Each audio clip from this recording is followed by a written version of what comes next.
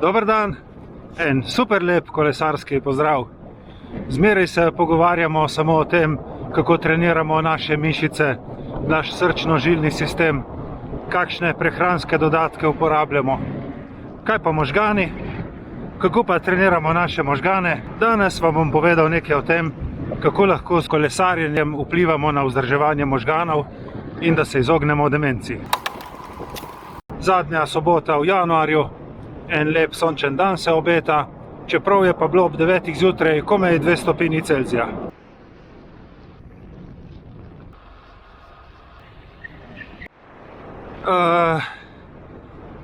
In zdaj sem pozabil, kaj sem hotel povedati. Ne, hecam se. V glavnem, zadnja leta, še posebej odkar sem 50+, opažam, da pozabljam stvari. Pulim v Firefox in tuhtam, kaj sem hotel preveriti na internetu. Gledam kakšen ful dober film in potem kasneje na IMDb-ju ugotovim, da sem ga že pred leti gledal in tudi ocenil. Ampak seveda, to še ni demenca. So pa nekateri simptomi, ki so pri demenci bolj pogosti.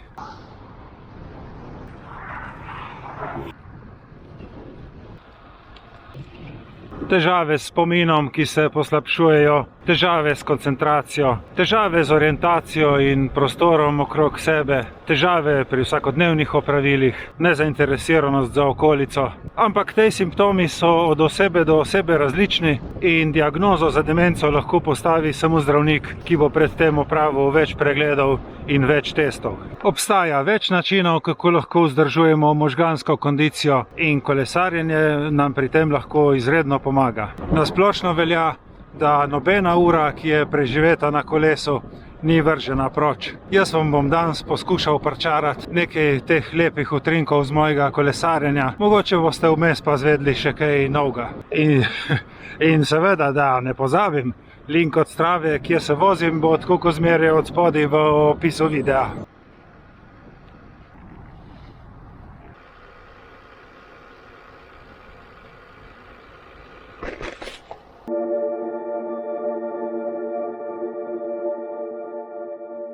Priporočljiva je redna telovadba in kolesarjenje je taka fizična aktivnost, ki pospešuje cirkulacijo krvi v možganih, poveča dotok kisika in hranil v možganske celice, hkrati tudi spodbuja nastajanje novih možganskih celic.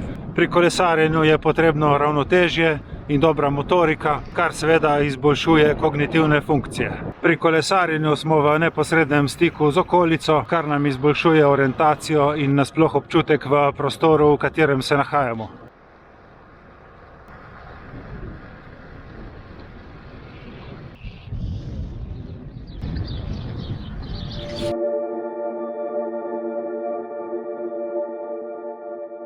Priporočljiva je mentalna aktivnost, razne uganke, branje, učenje tujega jezika. Jaz se prav vsak dan potrudim, da rešim eno mini križanko v New York Timesu, ki je v angleščini. Tam potem rešim še 2 ali 3 črkovne uganke, med njimi tudi znameniti Wordle. Rešim vsak dan tistih 5 šahovskih ugank, ki mi pripadajo na brezplačnem chess.com, in pa vsak dan rešim obvezno vsaj en zahtevnejši sudoku.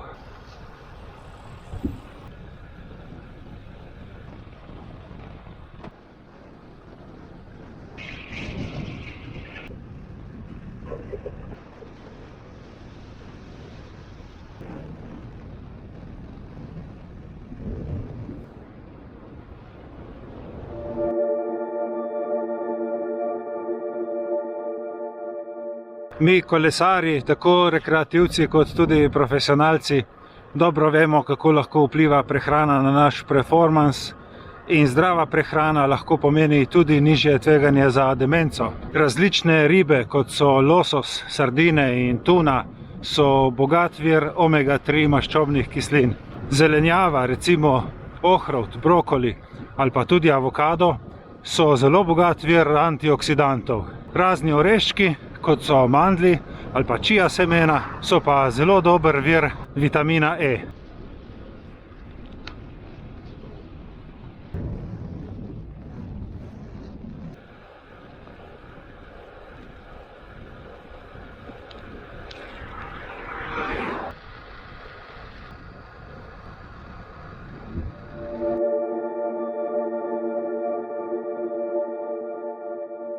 Zelo pomembna je tudi socialna interakcija, ohranjanje družbenih povezav oziroma socialnih stikov, udeležba v različnih družabnih dejavnostih. Tudi pri tem vam lahko pomaga kolesarjenje, ker se družite z različnimi ljudmi, ki pa imajo zelo podobne interese kot vi.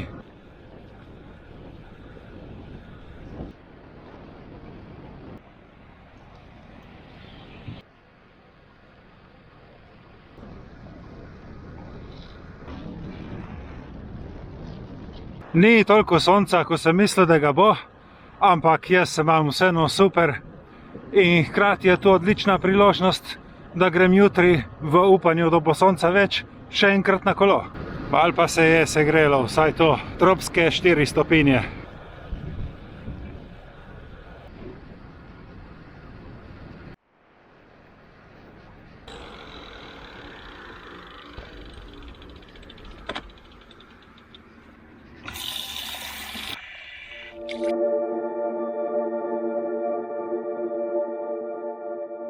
Še eden od dejavnikov, s katerim lahko zmanjšamo tveganje za demenco, je zdravo življenje.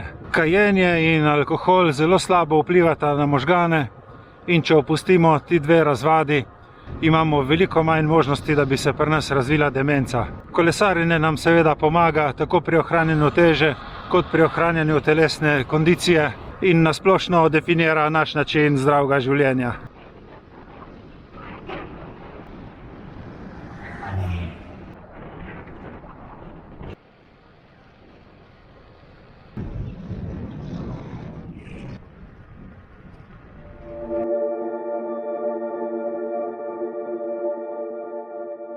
Pa ne le naše telo, tudi prijetno in zdravo okolje zelo dobro vpliva na naše mentalno zdravje in počutje. Prizadevati si moramo vsakodnevno za zmanjševanje stresorjev, zmanjšanje hrupa okoli nas, za izboljševanje svetlobe, v kateri bivamo. In vidite povezavo. Na kolesu lepo kolesariš v naravi, na sončni oziroma na dnevni svetlobi, in tako v naravi zelo dobro vplivaš na zmanjšanje tistega mestnega hrupa, ki ga moraš sicer poslušati vsak dan.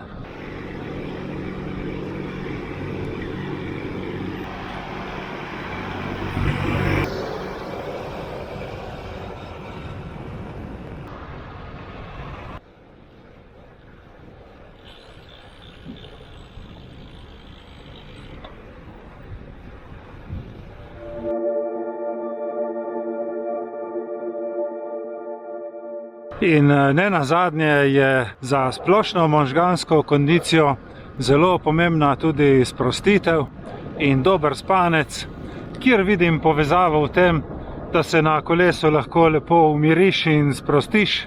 Tista prijetna utrujenost po treningu ti pa potem zvečer pomaga zaspati in pripomore k temu, da spiš celo noč. Lahko mi verjamete na besedo, lahko preverjate po spletu sami in ugotovili boste, da je bilo v zadnjih 10 letih objavljenih najmanj 5 znanstvenih raziskav, kako kolesarjenje pozitivno vpliva na zmanjšanje demence.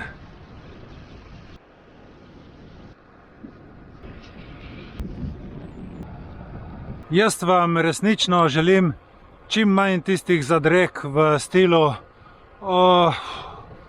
kaj sem že hotel povedati? Na koncu jezika imam, čakaj, kako se že kliče oni? Čim manj takih zadreg in čim več lepih in varnih kilometrov, še posebej, če bojo narejeni na kolesu.